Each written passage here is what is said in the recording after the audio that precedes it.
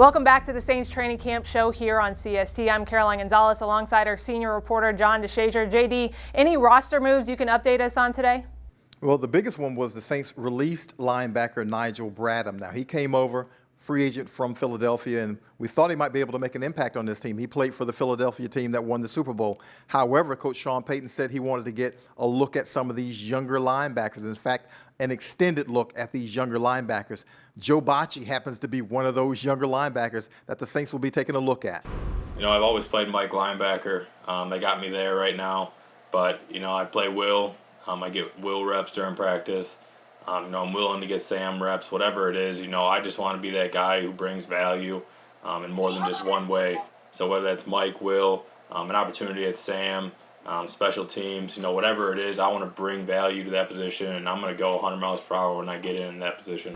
Well, for the second straight practice, Alvin Kamara has been out with a stomach virus, according to head coach Sean Payton. JD, what are you seeing as in the gaps being filled with Kamara's absence? Well, if Alvin Kamara isn't on the field, that means guys like Montgomery get a little bit more work. That means other guys get a little more work. But it also means Letavius Murray steps in. We saw what he was able to do last season when Kamara missed several games, and Letavius Murray was a workhorse, a big, physical running back who defenses really don't want to bother with in the fourth quarter when he's got it rolling. So now without any preseason, he's got to get his body prepared a little bit differently for this regular season.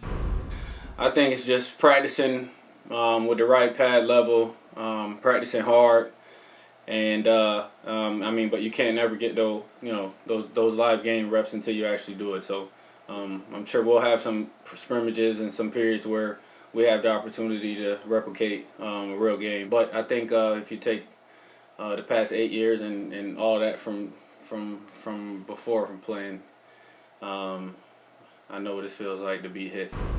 Well, JD, as we just talked about, Kamara was out for the second day. We've seen a few players in and out for this Saints team. Who was in and who was out for the Saints today?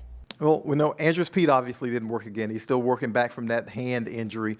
But guys who got rest days, it appeared, was Malcolm Jenkins at safety. Looked like DJ Swearinger pretty much took the snaps that Jenkins would have. And also Ryan Ramczyk at right tackle. And those snaps were taken by Ethan Greenidge for the second consecutive day. So we'll continue to keep everyone posted as to when those guys will return to practice. Well, fans can watch highlights throughout the day on social media at Saints on Twitter. But JD, in your opinion, what was the highlight of the day? Well, I thought Drew Brees made several beautiful passes. And here's the thing. Everyone keeps talking about arm strength, arm strength, arm strength. Well, these were deep passes. One deep down the right sideline to Emmanuel Sanders, a couple deep down the middle to Traquan Smith, and also to Michael Thomas. It is not a myth. I don't believe it's a myth when he says that he can throw the ball 60 yards again. It pretty much looked like that in this practice. We saw it in the 2-minute drill, and that was really the standout part about those 2-minute drills was how he was able to get the ball deep to his receivers on time, in rhythm, in stride, and that's a big thing for this offense.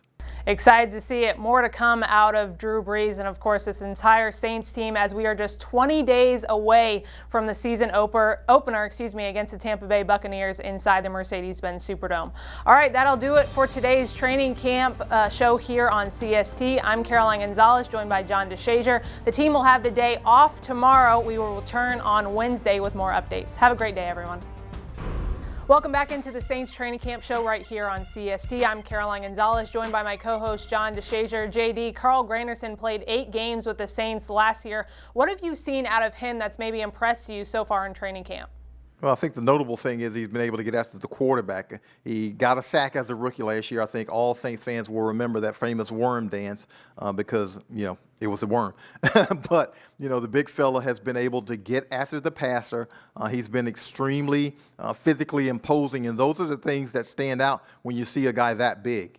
Well, Carl Granderson, as you said, had a sack last year, celebrated that sack with a worm, which he is hopefully working on this offseason. But Sean Payton spoke earlier today on what's impressed him about the defensive end.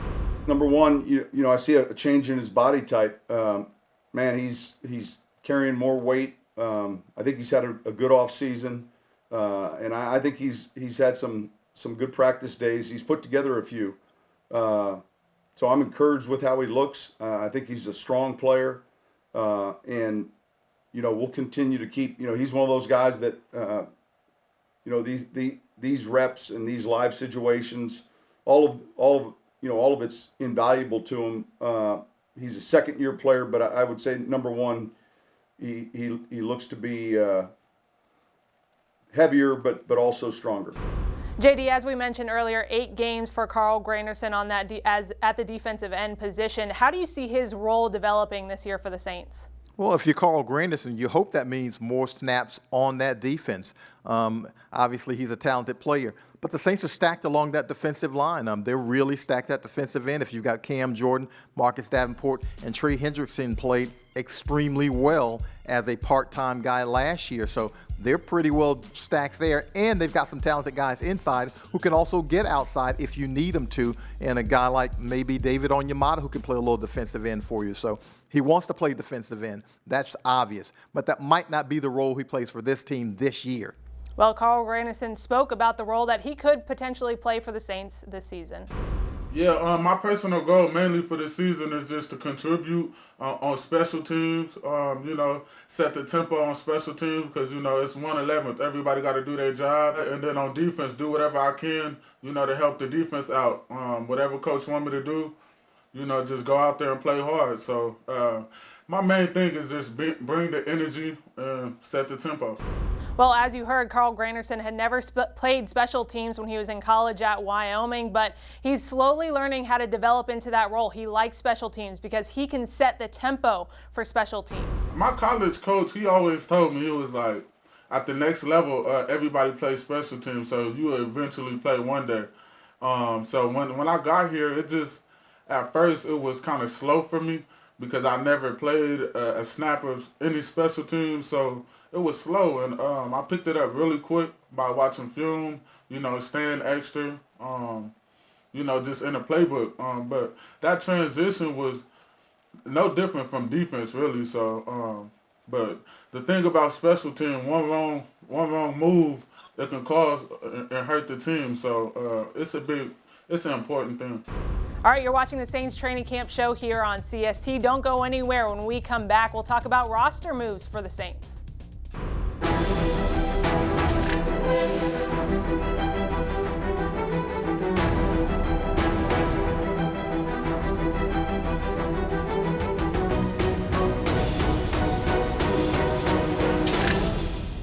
First full week of practice wraps up for your New Orleans Saints. Hi everyone, welcome into the Saints Training Camp Show right here on CST. I'm Caroline Gonzalez, joined by our senior reporter, John DeShazier.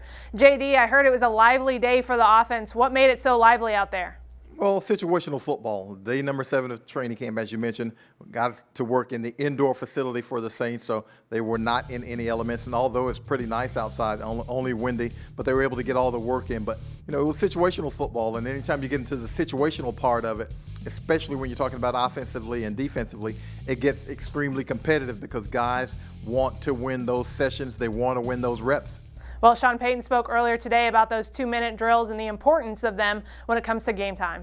It's all the details relative to, playing fast, defensively, communication, making sure we're on the same page, and then understanding the multiple situations. There's so many of them: end of half, end of game, ahead 3, ahead 6, same way offensively. And so it's going through those, discussing those, and then we got some live practice reps today, creating those type of situations.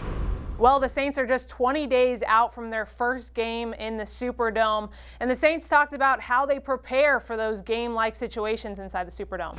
The plan is to be at the Superdome on Friday, and then we'll be back at the Superdome next week as well. So we'll have two practices there, and we'll get some live work done there. I think it's beneficial to be able to go to the Dome and get some more reps, get some live reps. It's just going to help us, especially without the preseason games. So being able to have that time is just going to help in our preparation, get ready for week 1. Just being able to get under the lights, being able to get that feeling, especially without the fans. So it's going to be pretty much exactly how the game is going to be. So practicing game-like situations in a game environment for this year is going to be beneficial for us.